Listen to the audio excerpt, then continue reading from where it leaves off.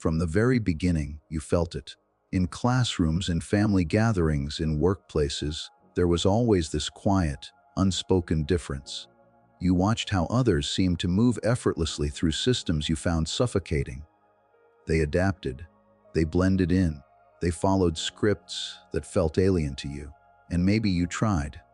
You tried to shrink your questions. You tried to mute your intensity. You tried to laugh at things that didn't feel funny. But no matter how much you adjusted, something inside you refused to cooperate. So you began to wonder, why does life feel harder for me than it seems to be for everyone else? Here is the truth no one told you. You were never built for normal. And right now, the very traits that made you feel out of place are the same traits trying to transform you. Let's break this down. Some people move through life like it is a shallow river. The water barely reaches their ankles. They wake up, follow routine, exchange predictable conversations, pursue socially approved milestones, and call it fulfillment. There is nothing inherently wrong with that. For many, it is enough. Stability feels like success. Repetition feels like safety. The surface feels manageable. But you have always sensed that something about this way of living leaves you strangely unsatisfied. You can perform the routine. You can smile at the small talk. You can achieve the measurable goals. And yet, beneath the performance, there is a quiet agitation, a restlessness that whispers, "This cannot be all." You look around and wonder why others seem content swimming in waters that feel suffocating to you. The truth is not that you are broken. It is that you were never designed for surface-level living. There are people whose inner architecture is built for depth. In personality psychology, individuals high in openness to experience consistently report stronger existential questioning. They do not simply accept structures, they examine them. They do not merely participate in culture, they analyze it.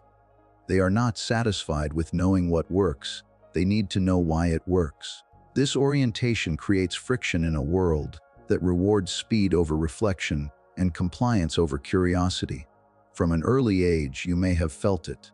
While others memorized answers, you questioned the premise of the question.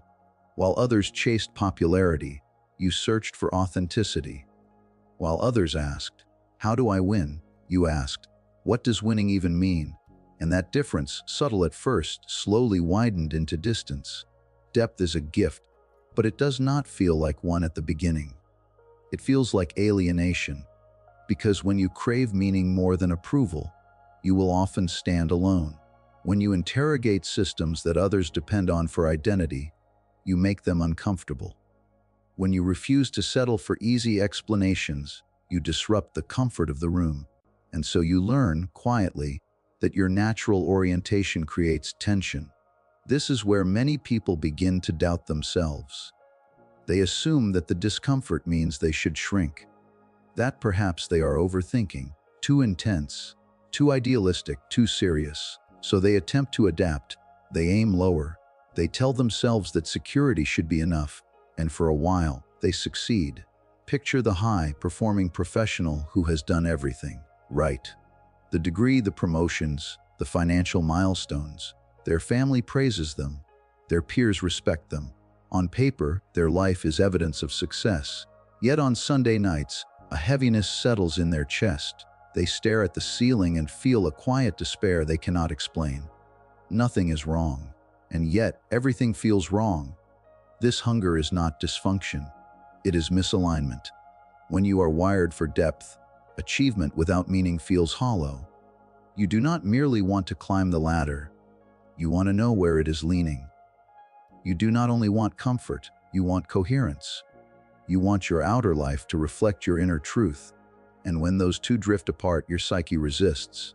That resistance often manifests as anxiety, dissatisfaction, even depression. But these are not always signs of pathology. Sometimes they are signals. Signals that your soul is pressing against limitations that your conscious mind agreed to tolerate. The discomfort you feel is not weakness. It is depth pressing against confinement. A mind oriented toward depth cannot survive long on distraction. It needs engagement with mystery, with creativity, with complexity. It needs space to explore questions that do not have immediate utility. In a culture obsessed with productivity, this can feel irresponsible. Yet without it, you begin to wither internally. This is why surface-level living exhausts you more than it exhausts others. It is not arrogance, it is architecture. You are built with a wider interior, and a wide interior requires more than routine to feel alive. The challenge, then, is not to force yourself into shallower waters. It is to learn how to navigate your depth without drowning in it, to accept that friction is inevitable when you refuse to live unconsciously, to understand that your existential tension is not a flaw in your design but evidence of it. You were never meant to drift aimlessly on the surface. You were meant to dive, to wrestle with meaning, to confront ambiguity, to question inherited narratives. And yes, that path is harder. It isolates you at times. It demands courage that others may never need to develop. But the alternative is far more dangerous, a life that looks successful from the outside and feels empty on the inside. If you feel restless, if routine feels suffocating, if conventional success leaves you strangely unmoved, do not immediately interpret that as failure. Interpret it as information. Your discomfort is revealing your nature. You were never designed for surface-level living. And the sooner you stop apologizing for your depth, the sooner that friction transforms from self-doubt into direction. You feel everything, not just the obvious things, not just the words people say out loud. You feel the shift in someone's tone when their smile doesn't reach their eyes. You notice the pause before they answer. You sense the tension in a room before anyone else acknowledges it. You pick up on the emotional undercurrents beneath polite conversations, the resentment hidden in praise, the fear disguised as confidence, the sadness masked by humor. For a long time, you probably thought this made you weak, because that's what you were told. Research on highly sensitive individuals shows that some nervous systems are wired to process stimuli more deeply. Brain imaging studies suggest greater activation in areas associated with empathy, awareness, and emotional processing. In simple terms, your system takes in more data. It does not skim the surface of reality. It absorbs nuance. But in a world that glorifies toughness and speed, depth of feeling is often misunderstood. As a child, this difference is rarely celebrated. If you cried easily, you were dramatic. If you asked difficult emotional questions, you were intense. If you needed time alone to process, you were antisocial. The message, repeated subtly or directly, was clear. You are too much. So you adapted. You built armor around your nervous system. You learned to suppress your reactions. You practiced smiling when something hurt you. You trained yourself not to care so visibly. You numbed what felt overwhelming. You detached from situations before they could pierce you. And maybe, on the outside, it worked. You appeared stronger, less reactive, more controlled. But inside, something essential began to go silent, because your sensitivity was never fragility. It was awareness. It was a radar system constantly scanning for emotional truth. It was the ability to sense what is unsaid. It was the capacity to recognize pain in others before they could articulate it themselves. It was intuition, not mystical, but perceptive, pattern recognition operating at an emotional level. This awareness is the root of empathy. It is why people sometimes open up to you unexpectedly. They feel seen in your presence. You notice what others overlook. You connect dots others do not even realize exist. You can walk into a room and understand its emotional climate within minutes. This is not weakness. This is power that has not yet been understood, but power without boundaries becomes suffering. The difficulty arises when you place a high-resolution nervous system in environments that punish awareness. Imagine a camera capable of capturing the smallest detail being forced to operate in a setting that only values blurry outlines. The camera is not defective. It is simply underutilized, even criticized for revealing too much. In workplaces that reward emotional suppression, you may feel drained by unspoken conflict. In families that avoid vulnerability, you may carry tension that no one acknowledges. In relationships where depth is unwelcome, Your desire for authenticity may be labeled as neediness. Over time, you begin to question yourself. Maybe I am too sensitive. Maybe I should just let things go. But letting things go for you does not mean ignoring them.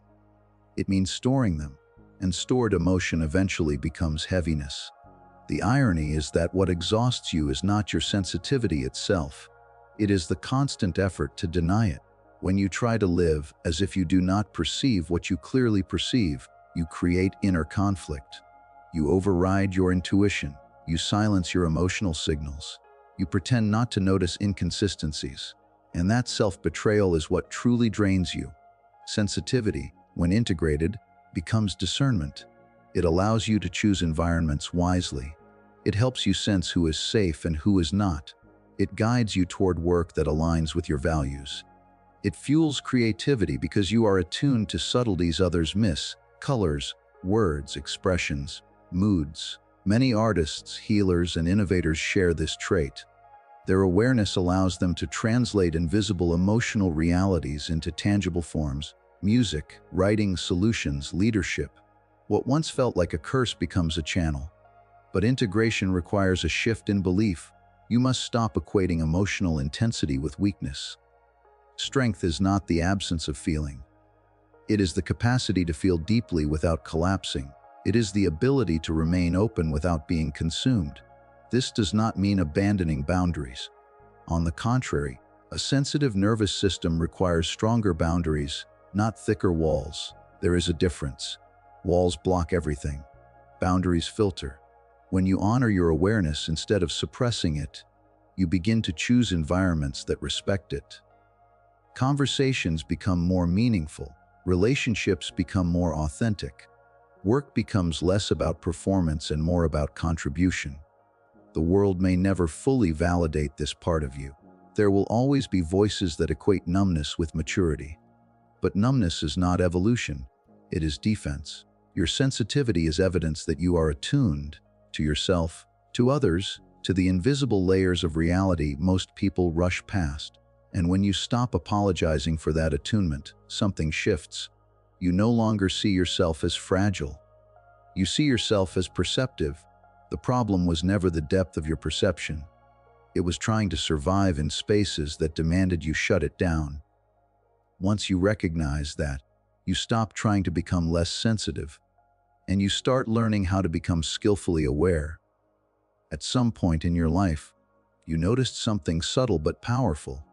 When you were fully yourself, the room shifted. Maybe it was the way you asked questions that went too deep. Maybe it was your intensity, your sensitivity, your unconventional opinions. Maybe it was the way you refused to laugh at something that felt wrong. Whatever it was, you saw it in their faces, a flicker of discomfort, a tightening, a silent signal that said, "Tone it down." And because you are perceptive, you adjusted. You constructed a version of yourself that was easier to accept, more agreeable, more polished, less intense, less questioning, less different. You kept the depth inside, but presented a surface that others could digest without effort. Psychologists call this adaptation a social mask, a persona carefully crafted to meet the expectations of family, peers, culture, and institutions. In many ways, it is necessary. As children, we cannot survive without adapting. We learn quickly which parts of us are rewarded and which are ignored or criticized. So we amplify the acceptable traits and hide the inconvenient ones. The mask begins as protection. It helps you belong. It helps you succeed. It helps you avoid rejection. But protection, when worn too long, becomes prison. The longer you live through a mask, the heavier it becomes. At first, it feels like discipline. You tell yourself you are just being mature, professional, responsible. You are doing what is required. And from the outside, it often looks like progress, promotions, stability, relationships, approval. But internally, something begins to strain. Because every time you silence your real reaction, every time you suppress your deeper curiosity, every time you pretend not to notice what you clearly perceive, you create a small fracture inside. One fracture is manageable. Hundreds are not. This is why so many people reach a breaking point in their late 20s, 30s, or even 40s.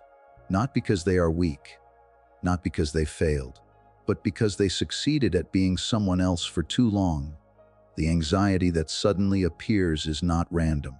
It is the tension between who you are and who you have been performing.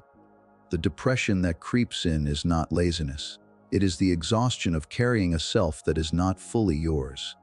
The career dissatisfaction that intensifies is not ingratitude. It is the realization that you built a life around a mask. It feels like everything is falling apart. You may wake up one morning and feel disconnected from your own achievements. The goals that once motivated you feel hollow.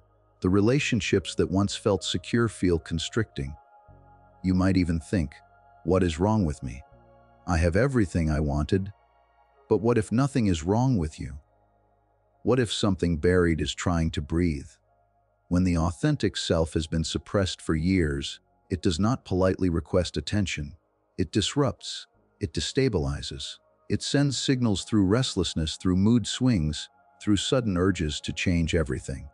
And because we are taught to value stability above all else, we interpret this disruption as crisis.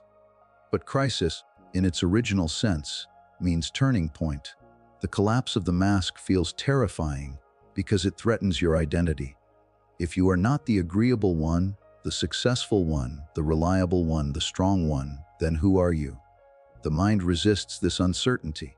It would rather cling to a painful certainty than step into an unknown authenticity. Yet the exhaustion you feel is evidence that the performance can no longer continue. Living through a mask requires constant monitoring.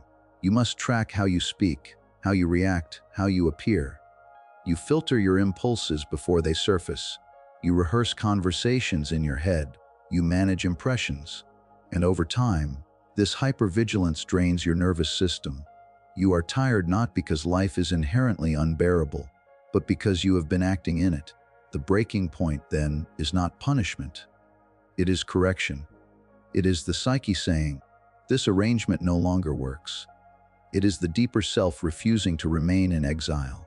And while this phase can feel like failure, it is often the beginning of integration. The false layers begin to crack. The suppressed traits start to resurface, the intensity, the creativity, the honesty, the ambition you once muted. This emergence is messy. You may lose certain roles. Some relationships may shift. Your career path may require reevaluation. But what is being dismantled was never fully aligned to begin with. There is a strange relief hidden inside this collapse, a quiet sense of truth. When you stop performing, even imperfectly, you breathe differently. Your body softens. Your voice changes. You no longer need to remember who you are supposed to be in each room. The world may not immediately applaud this shift. Some will prefer the masked version of you. It was predictable, manageable, convenient. But authenticity is not about convenience. It is about coherence, aligning your inner reality with your outer expression. If your life feels unstable right now, if anxiety is rising or dissatisfaction is intensifying, consider this possibility. Something real is trying to return. The mask is cracking not to destroy you, but to free you. And while the process feels like everything is falling apart, it may be the first time everything is finally coming together. Most people will live and die inside the script they were handed. They inherit beliefs about success, love, identity, religion, ambition, and they follow them without ever stopping to ask whether those beliefs were chosen or absorbed. They move from school to career to marriage to routine with a quiet obedience that feels normal because it is common, but you were never fully comfortable inside the script. Even when you tried to follow it, something in you hesitated. A question lingered. A quiet resistance surfaced. You may have done everything right and still felt a strange distance from your own life, as if you were watching yourself perform a role rather than living authentically. And now, something is shifting. The ambitions that once fueled you no longer ignite the same fire. The relationships that once felt certain feel strained or shallow. The beliefs that once gave you structure now feel too small for your expanding awareness. It is disorienting. It feels unstable. You may even wonder if you are regressing. But this is not regression. This is initiation. In traditional cultures, there were rituals to mark the transition from one stage of life to another. The initiate would leave the village, face symbolic trials, endure isolation, and return transformed. There was often a symbolic death, the death of the child, the death of the old identity, before rebirth into a new role. Modern society removed the ritual, but not the psychological process. When the identity you built to survive begins to crack, it feels like collapse because we have no cultural language for it. We call it a crisis, a breakdown, a quarter-life crisis, a midlife crisis. But what if it is something far more ancient and purposeful? What if you are standing at the threshold of a psychological rite of passage? The life feeling hard right now is not random suffering. It is pressure. Pressure created when the old version of you can no longer contain who you are becoming. You are not behind. You are not broken. You are shedding, and shedding is not a gentle process. When a snake sheds its skin, it does not politely unzip the old layer. It rubs against rough surfaces, it strains. It pushes through discomfort. The old skin becomes tight and suffocating before it finally splits. That tightness you feel, the restlessness, the dissatisfaction, the confusion, is the skin stretching beyond its limit. Old ambitions lose their flavor because they were built around a smaller version of you. Old relationships feel misaligned because you are no longer willing to betray your truth for belonging. Old beliefs no longer hold because your awareness has expanded beyond them. This expansion is lonely. When you begin to question the script, you may feel isolated from those who are still comfortable inside it. Conversations that once flowed easily now feel superficial. Goals that once impressed you now seem hollow. You may look at your life and think, "I don't know who I am anymore." That sentence is not a sign of failure. It is a doorway. Identity must dissolve before it can be reformed consciously. The confusion you feel is not a dead end. It is the hallway between versions of yourself. And hallways are uncomfortable places. They are transitional. You cannot decorate them. You cannot settle in them. You can only pass through. This is why the initiation phase feels chaotic. You are no longer who you were, but you are not yet who you are becoming.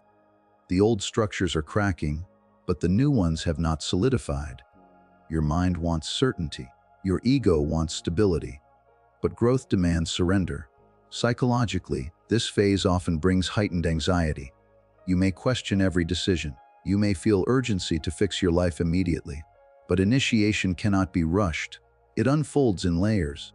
Each layer reveals a deeper truth about what you value, what you fear, what you have outgrown. The pain is proportional to the transformation.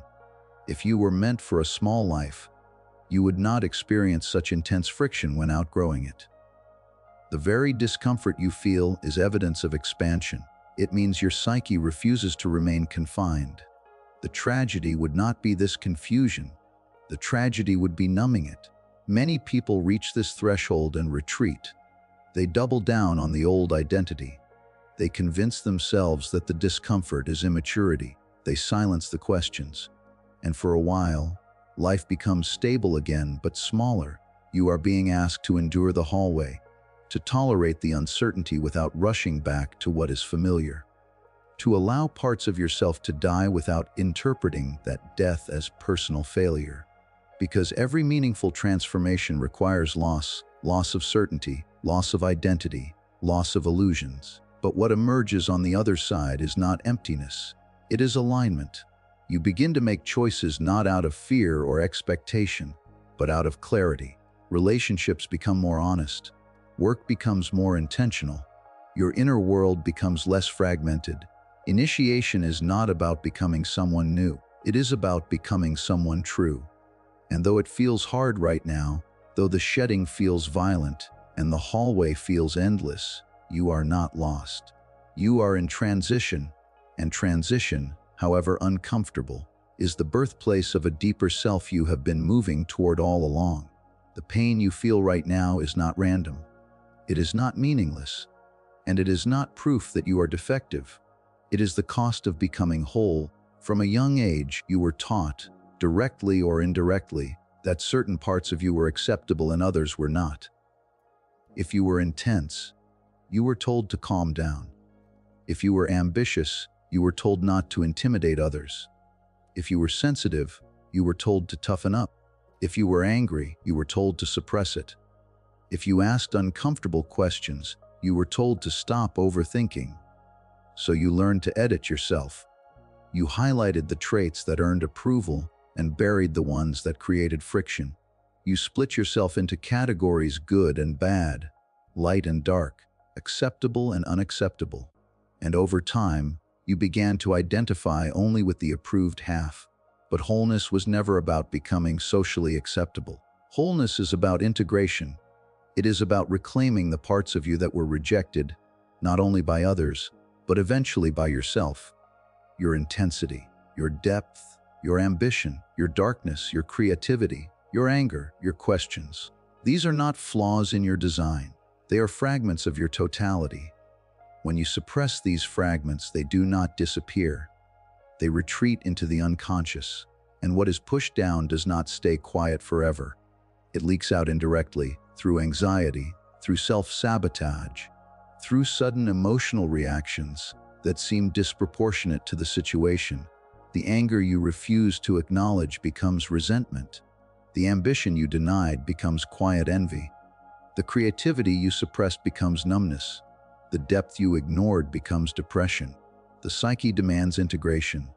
If you do not consciously face the rejected parts of yourself, they will surface unconsciously in ways that feel chaotic and painful. This is why the journey toward wholeness often begins with discomfort. You start noticing traits in yourself that you once judged. You begin to confront impulses that contradict the identity you carefully constructed. You may discover that beneath your politeness there is rage. Beneath your humility there is hunger. Beneath your stability there is wildness. And this can be terrifying, because it challenges the image you have of yourself. It destabilizes the narrative you have told the world. But integration is not about becoming darker or more chaotic. It is about becoming honest. When people say, just be normal, what they often mean is, be predictable, be easy, be convenient. Normality is often code for conformity. It asks you to reduce yourself to something manageable for others. But you were not built for convenience. You were built for complexity. Integration is messy because it requires you to sit with contradictions. You must accept that you can be kind and angry, ambitious and compassionate, strong and sensitive, rational and emotional. The mind prefers simplicity, but the human psyche is not simple. To integrate your anger does not mean becoming destructive. It means recognizing that anger signals violated boundaries. To integrate your ambition does not mean becoming ruthless. It means acknowledging your desire to expand and contribute. To integrate your darkness does not mean becoming immoral. It means confronting the capacity within you for harm so that it does not operate unconsciously. This process requires honesty, the kind that strips away comforting illusions. It requires solitude because integration cannot occur in constant distraction. You must be willing to sit alone with your thoughts, your memories, your regrets, your unrealized desires. And it requires courage. Courage to admit that you have been performing. Courage to question roles you have outgrown. Courage to disappoint people who preferred the edited version of you. But something extraordinary happens when you stop trying to amputate parts of yourself in order to fit in. The inner war begins to quiet. The friction that once felt unbearable starts to decrease, not because life becomes easier, but because you are no longer divided against yourself. The anxiety that came from suppressing truth begins to lessen. Your direction clarifies, because your choices are no longer filtered through the question, will this make me acceptable? But through the question, is this aligned with who I truly am? Wholeness does not eliminate struggle. It transforms it. The struggle shifts from fighting yourself to facing the world with integrity. And that is a far more dignified battle.